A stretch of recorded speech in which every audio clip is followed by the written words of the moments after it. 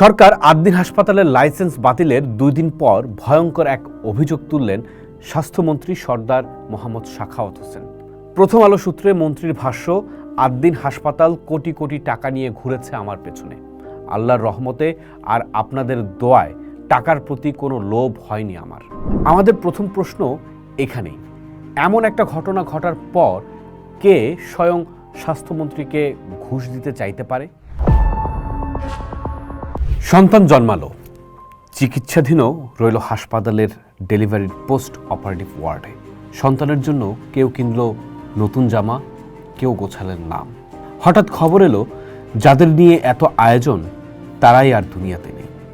অথচ আমাদের ওয়াদা ছিল নতুন শিশুদের জন্য আমরা বাসযোগ্য আবাসের ব্যবস্থা করব। সাধ্যমতো চেষ্টাও ছিল, কিন্তু তারা চলে গেল ভয়ঙ্কর অবহেলা আর অপচিকিৎসার অভিযোগে আমাদের বিদ্ধ করে। এই ঘটনার উৎসস্থল মগবাজারের ৮ দিন হাসপাতাল। গণমাধ্যম বলছে, ভুক্তভোগী পরিবারের দাবি এই শিশু মৃত্যুর ঘটনা হাসপাতাল কর্তৃপক্ষের অব্যবস্থাপনা এবং চিকিৎসায় অবহেলার ফল। পরে এই ট্র্যাজেডি গণমাধ্যমে এলো, সামাজিক মাধ্যমে উত্তাপ ছড়ালো। আর এর পরের ঘটনা সবারই জানা। হাসপাতালে অভিযান চলল, তদন্ত কমিটি হলো, হাসপাতালের মধ্যে রুটির কারখানা পাওয়া গেল, সংবাদ সংগ্রহে গিয়ে গণমাধ্যম কর্মীরা হেনস্থা হলো, পাল্টাপাল্টি সংবাদ সম্মেলন হলো। সবশেষে সরকার হাসপাতালটির লাইসেন্স বাতিল করল। প্রশ্ন আসতে পারে, জানা এবং পুরনো কাসুন্দি আবারও কেন ঘাটছি? পোস্টের প্রশ্ন মূলত দুটি জায়গায়। সরকার ৮ দিন হাসপাতালের লাইসেন্স বাতিলের ২ দিন পর ভয়ঙ্কর এক অভিযোগ তুললেন স্বাস্থ্যমন্ত্রী সর্দার মোহাম্মদ সাখাওয়াত হোসেন। প্রথম আলো সূত্রে মন্ত্রীর ভাষ্য, ৮ দিন হাসপাতাল কোটি কোটি টাকা নিয়ে ঘুরেছে আমার পেছনে। আল্লাহর রহমতে আর আপনাদের দোয়ায় টাকার প্রতি কোনো লোভ হয়নি আমার। আমাকে প্রধানমন্ত্রী বলেছেন, আপনি যা করবেন পূর্ণ সমর্থন দেব। আমি লাইসেন্স বাতিল করে দিয়েছি। আমাদের প্রথম প্রশ্ন এখানেই, এমন একটা ঘটনা ঘটার পর কে স্বয়ং স্বাস্থ্যমন্ত্রীকে ঘুষ দিতে চাইতে পারে? দণ্ডবিধি ১৮৬০-এর ধারা ১৬৫-র ক অনুযায়ী কোনো সরকারি কর্মচারীকে অবৈধ সুবিধা বা ঘুষ গ্রহণের জন্য প্ররোচিত করা কিংবা ঘুষের প্রস্তাব দেয়া একটি সুস্পষ্ট ও স্বাধীন অপরাধ। একই সাথে দুর্নীতি প্রতিরোধ আইন ১৯৪৭-এর ৫-এর ২ ধারা এবং দণ্ডবিধির আওতাভুক্ত এই অপরাধের জন্য অভিযুক্ত ব্যক্তির সর্বোচ্চ ৩ বছর পর্যন্ত সশ্রম বা বিনাশ্রম কারাদণ্ড, অর্থদণ্ড অথবা উভয় দণ্ডের কঠোর বিধান রয়েছে। অর্থাৎ টেবিলের ওপর টাকা রাখার আগেই যদি কেউ মুখেও ঘুষের প্রস্তাব দেয় বা দিতে সম্মত হয়, আইনের হাত থেকে বাঁচার কোনো সুযোগ তার নেই। এটা তো সরকারি কর্মকর্তা কর্মচারীদের ক্ষেত্রে বিধান, কিন্তু এই অপরাধ যদি খোদ মন্ত্রীর সাথে করেন তাহলে তার শাস্তি কি হতে পারে? যদিও আমরা দেখেছি স্বাস্থ্যমন্ত্রীর এই অভিযোগ অস্বীকার করেছেন ৮ দিন ফাউন্ডেশনের নির্বাহী পরিচালক ডাক্তার শেখ মহিউদ্দিন। প্রথম আলো সূত্রে ডাক্তার শেখ মহিউদ্দিনের ভাষ্য, আমি তার পেছনে টাকা নিয়ে ঘুরিনি। তিনি আরও বলেন, এই প্রশ্নের উত্তর আমি দিতে চাই না। মন্ত্রী সাহেবকে জিজ্ঞাসা করেন এই প্রমাণটা ওনাকে দেখাতে। মন্ত্রীকে প্রুফ করতে বলেন। হি হ্যাজ টু প্রুভ ইট। আমি তার পেছনে টাকা নিয়ে কেন ঘুরব? আমার তো টাকা নিয়ে ঘোরার দরকার নেই। এই অভিযোগ পাল্টা অভিযোগের নিচেই চাপা পড়েছে আরও একটি গুরুত্বপূর্ণ সত্য। সেই সত্য হলো মানসম্মত চিকিৎসা কেন্দ্রের অভাব। স্বাস্থ্য অধিদপ্তরের বার্ষিক প্রতিবেদন এবং প্রথম আলোর বিশেষ অনুসন্ধানী প্রতিবেদন বলছে, মগবাজারের ৮ দিন হাসপাতালটি প্রতিদিন গড়ে ২.৫ থেকে ৩ হাজার রোগীকে বহির্বিভাগে সাশ্রয়ী মূল্যে চিকিৎসা সেবা দিত।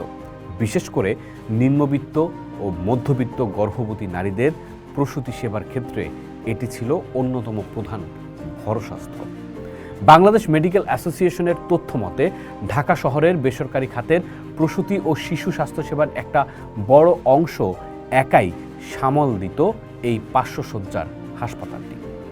এর লাইসেন্স আকস্মিকভাবে বাতিলের ফলে প্রতিদিন হাজার হাজার সাধারণ ও দরিদ্র মানুষ চরম চিকিৎসা সংকটে পড়েছেন, যার বিকল্প কোনো ব্যবস্থা রাষ্ট্র এখনও করতে পারেনি।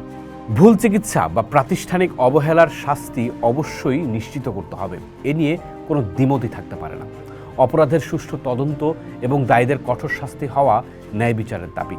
কিন্তু প্রশ্ন উঠছে শাসন প্রক্রিয়ার পদ্ধতি নিয়ে। হাসপাতালের লাইসেন্স বাতিলই কি একমাত্র কিংবা সর্বোত্তম সমাধান?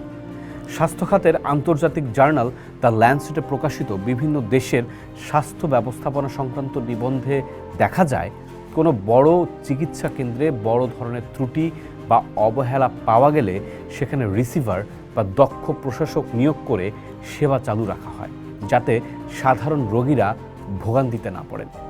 আদ্দিন হাসপাতালের ক্ষেত্রে এই আইনি ও প্রশাসনিক বিকল্পটি ভাবা যেত, কিন্তু তা না করে প্রতিষ্ঠানটি একবারে বন্ধ করে দেয়ায় হাজারো রোগীর তাৎক্ষণিক স্বাস্থ্য ঝুঁকি তৈরি হয়েছে, যা কোনোভাবেই কাম্য ছিল না। বিশেষজ্ঞদের মতে যে কোনো হাসপাতাল বন্ধ করার আগে বিকল্প চিকিৎসা কেন্দ্রের প্রস্তুতি থাকা জরুরি, কিন্তু আদ্দিন হাসপাতালের লাইসেন্স বাতিল এবং চিকিৎসা কার্যক্রম বন্ধের ক্ষেত্রে আমরা সেই প্রস্তুতি দেখিনি। এদিকে ডেল্টা মেডিকেল জার্নাল ও বাংলাদেশ ইনস্টিটিউট অফ ডেভেলপমেন্ট স্টাডিজের স্বাস্থ্য সমীক্ষা সূত্র বলছে, ঢাকার সরকারি হাসপাতালগুলোর ধারণ ক্ষমতা ইতিমধ্যেই তাদের সীমার বাইরে। ঢাকা মেডিকেল বা সলিমুল্লাহ মেডিকেলের মতো সরকারি প্রসূতি ওয়ার্ডগুলোতে শয্যার চেয়ে রোগীর সংখ্যা সবসময় দ্বিগুণ বা তিনগুণ থাকে। এই পরিস্থিতিতে আদ্দিনের মতো একটি সচল ও বৃহৎ সেবা কেন্দ্র হুট করে বন্ধ হয়ে যাওয়া, সেই বিশাল রোগীর চাপ নেয়ার মতো কোনো বিকল্প সরকারি কাঠামো প্রস্তুত না থাকা জনমনে প্রশ্ন তৈরি করেছে। জনস্বাস্থ্য বিশেষজ্ঞদের দাবি, বিকল্প ও নির্দিষ্ট ব্যবস্থা না করে আদ্দিন হাসপাতালের লাইসেন্স বাতিল চিকিৎসা বঞ্চিত দরিদ্র মা ও শিশুদের জীবনের ঝুঁকি আরও বাড়িয়ে দিয়েছে, যাকে অনেকেই বলছেন প্রকারান্ত ও পরোক্ষ রাষ্ট্রীয় অবহেলা। আদ্দিন হাসপাতালের লাইসেন্স বাতিলের এই সিদ্ধান্ত নিয়ে দেশের শীর্ষস্থানীয় জনস্বাস্থ্য বিশেষজ্ঞ ও জ্যেষ্ঠ চিকিৎসকেরা গভীর উদ্বেগ প্রকাশ করেছেন। তাদের মতে, প্রতিষ্ঠানে ভুল চিকিৎসা বা অপরাধের জন্য দায়ীদের সরাসরি ফৌজদারি আইনের আওতায় এনে বিচার করতে হবে, কিন্তু সেই দায়ে প্রতিষ্ঠান বন্ধ করে দিলে হাজার হাজার নিরপরাধ রোগী তাৎক্ষণিকভাবে চিকিৎসা সেবা থেকে বঞ্চিত হবে, যা জনস্বাস্থ্যের জন্য বিপর্যয়কর। জনস্বাস্থ্য বিশেষজ্ঞদের দাবি, ঘটনার গভীরে না তাকিয়ে তড়িঘড়ি করে দায়ী প্রতিষ্ঠানের লাইসেন্স বাতিল করার প্রশাসনিক প্রবণতা আসলে স্বাস্থ্য খাতের মূল কাঠামোগত সংস্কার থেকে নজর সরানোর সাময়িক কৌশল। এটি সামগ্রিক স্বাস্থ্য খাতের অব্যবস্থাপনা দূর করার কোনো দীর্ঘমেয়াদী ও টেকসই সমাধান হতে পারে না, বরং এটি একটি অকার্যকর ও ক্ষতিকর প্রশাসনিক নজির হিসেবে চিহ্নিত হবে বলে মনে করছেন বিশেষজ্ঞরা। ন্যায় বিচার এবং জনস্বাস্থ্য রক্ষা একে অপরের পরিপূরক হতে হবে, প্রতিপক্ষ নয়। অবহেলার দায়ে অভিযুক্তদের সর্বোচ্চ শাস্তি হোক, ঘুষ প্রস্তাবকারীদের মুখোশ উন্মোচিত হোক আইনি প্রক্রিয়ায়, কিন্তু শাস্তির নামে চিকিৎসা সেবা পাওয়ার মৌলিক অধিকার কেড়ে নেওয়া কোনো সুশাসন হতে পারে না।